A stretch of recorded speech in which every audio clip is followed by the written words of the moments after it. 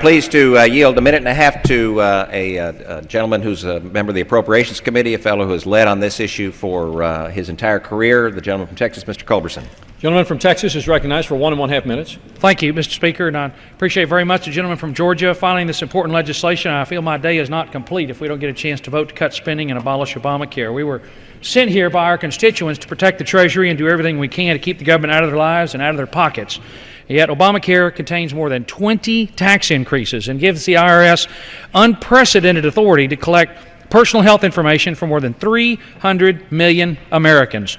Obamacare requires all insurance companies to report to the IRS the name, address, identification number, and type of insurance policy purchased by every customer, along with a determination of whether or not the insurance was, quote, government approved. I'm very proud to be a co-author of Dr. Price's legislation that will prohibit the IRS from collecting our personal health care information. The IRS has proven they cannot be trusted by targeting organizations based on their political affiliation.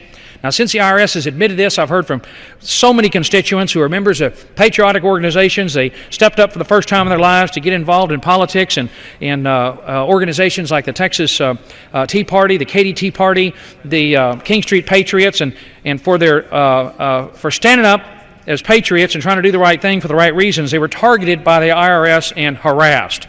Today, the IRS is spending 80% of its budget trying to implement Obamacare. And Treasury Secretary Jack Lew recently testified the IRS has approximately 700 full-time staff working on Obamacare implementation.